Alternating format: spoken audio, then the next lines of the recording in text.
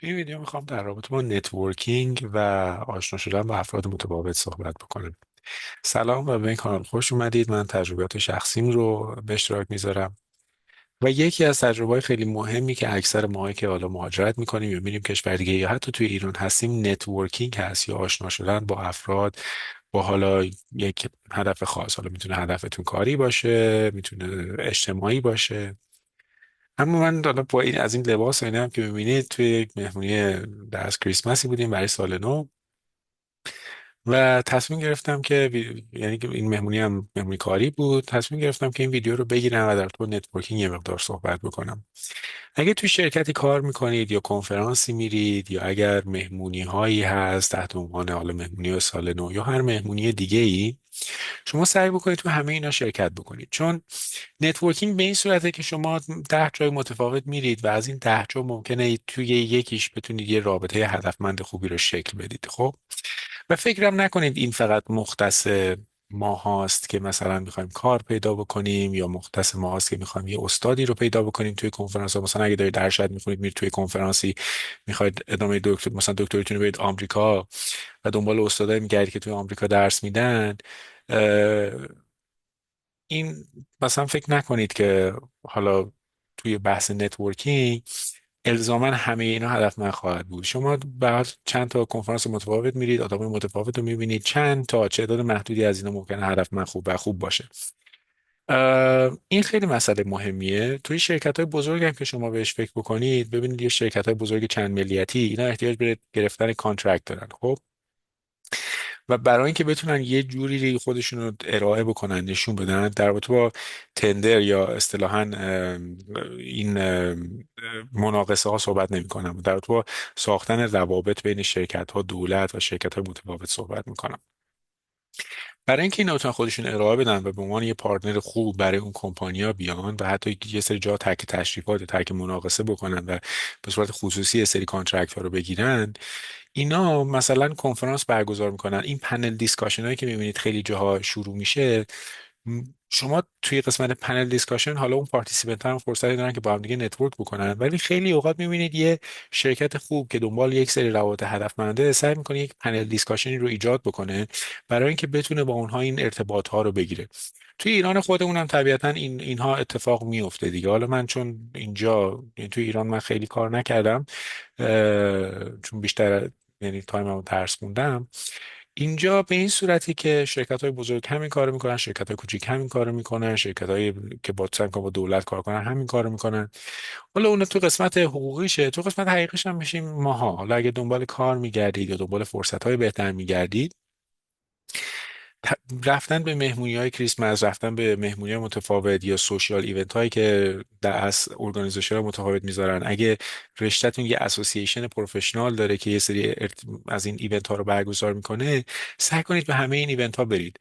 توی قسمت حالا زندگی شخصیتونم وقتی که میاد خارج از کشور، برای اینکه حالا اون احساس تنهایی بودن رو نگیرید، شما احتیاج دارید که نتورک خودتون رو درست بکنید دیگه. اون مجموعه افرادی که یک سری ولیوهاشون با ولیوهای شما الاین هست و توی یک هم راستا و همسو هستش، شما طبیعتا میخواید یک سری افراد رو گلچین بکنید و توی اون نتورک دایره افرادی که باشون برخورد میکنید زندگی بکنید.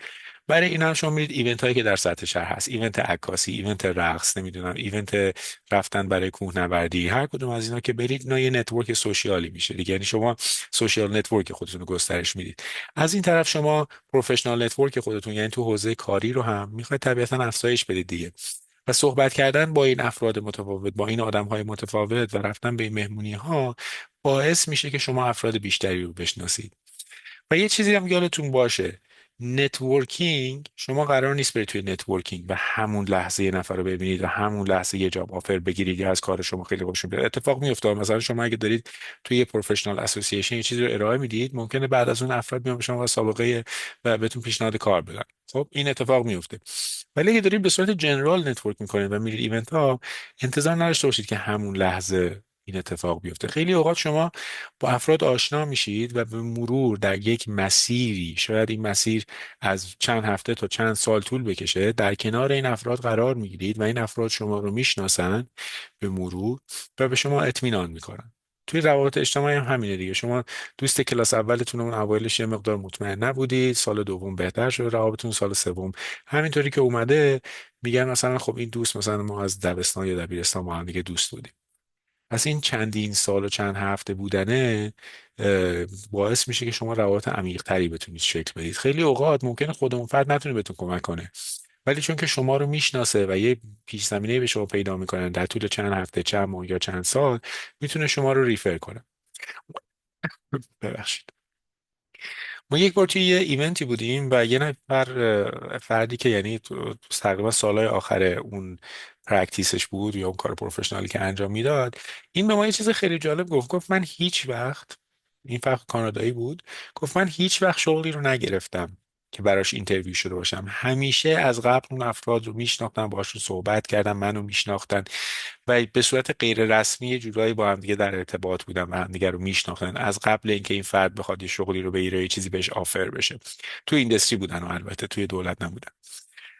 و این خیلی مسئله مهمیه توی نتورکینگ. نکته‌ای که هستش برای ماهایی که اکثر ماهایی که دانشجویی میایم خیلی خیلی خیلی مهمه. از اون لحظه که این تیک ساعت شروع میشه، کنفرانس ها، ایونت ها، یادتون باشه حتما نباید محدود به استادتون باشید برای یه سری ایونت ها رفتن.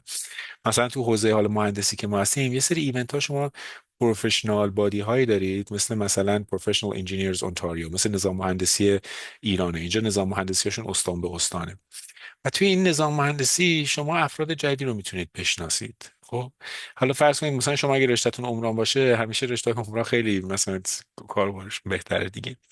شما راحت هم میتونید نتورک رو ایجاد بکنید. خب فکر نکنید خب من الان اگه دانشجوام باید صبر کنم تا برم توی کنفرانسی اونجا با افراد آشنا بشم. خب تو کنفرانس که همه آکادمی کنین، چه کمکی به اینداستری میکنه. شما اگه میخواید برید توی اینداستری نباید برید تو کنفرانس های آکادمیک دنبال نتورک های افکتیو باشید. شما باید برید توی کنفرانس هایی که اونجا دست افراد از اینداستری یا از دولت میان. خب و این باعث میشه شما یک سری روابط شروع بکنید. خیلی اوقات این طبیعیه. بالای حالا یک درصد خیلی زیادی شما ممکنه 10 تا کنفرانس برید، همونطوری که گفتم یه نفر دو نفر نتورک خوب پیدا بکنید، بقیه‌شون ممکنه به شما کمکی نکنن، یا ممکنه بقیه هم مثل شما اونجا باشن برای اینکه نتورک کنن با یه هایر لول تر از خودشون توی کریر و پروفشنال. در از نتورکینگ دارم صحبت میکنم دیگه. مثلا جونیور انجینیر دنبال اینن که برن توی شرکت دیگه بشن سینیر، همه دنبال اون ارتقا دیگه. پس شما فکر نکنید که اگه من میخوام نتورک بکنم باید از همون اول یه اتفاق خاصی بیفته. نه، شما گاهی اوقات در کنار افراد قرار میگیرید و با اینها کانکت میمونید. خب این خیلی مسئله مهمیه. اگه بخوایم یه جنبندی سریع برای این ویدیو بکنیم، اگه ایونتی، ارگانیزیشنی هستش که مثلا ایونت های متفاوت داره، تو کنفرانس ها، توی همه اینا دنبال افزایش نتورک خودتون باشید. برای اینکه این نتورکینگ رو بخواید افکتیو بکنید، سعی کنید با اینا یه پروژه مشترک بردارید، حتی اگه پولی توش دخیل نباشه، یعنی درگیر نباشه پول اونجا.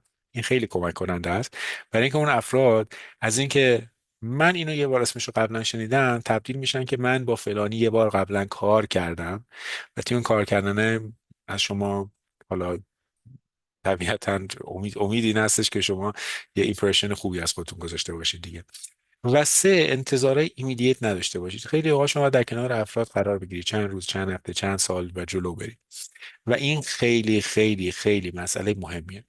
یکی از چیزهای خیلی بیسیک که الان همه دارن روش کار میکنن همین پادکست هاست، همین ویدیوهایی که مثلا من دارم میگیرم. من اگه مثلا تو جامعه ایران، حالا چون من ویدیوم به ایران فارسی دیگه، تو جامعه‌ای که فارسی زبان هستن یا این ویدیوهای فارسی رو گوش میدن، دنبال مثلا نتورک کردن بودم، این پادکست من خیلی کمک کننده بود دیگه، چون حالا اون چند نفر ممکنه اینو دیده باشن. راههای خیلی متفاوتی هست برای نتورک کردن، طبیعتا با یه سرچ آنلاین میتونید همشون رو پیدا بکنید، ولی اینا نمونه بود که خواستم بهتون بگم. و اهمیت این که خودتون رو ببرید بیرون و توی این جاهای متفاوت پرزنت بکنید، نتورک بکنید و آدما رو بشناسید خیلی مهمه. اینکه چجوری خودتون رو به صورت حضوری پرزنت اینا بکنید، اونا رو توی ویدیو دیگه دربارش صحبت میکنم. ولی خیلی مهمه و شما حالا اگه میخواید خودتون خیلی راحت سرچ بکنید دیگه، چت جی پی تی و اینا هست دیگه، راحت فقط کافی بزنید توی این شرایط بهترین روش پرزنت کردن خودم چطوریه یا برای این کار باید چه کار بکنم.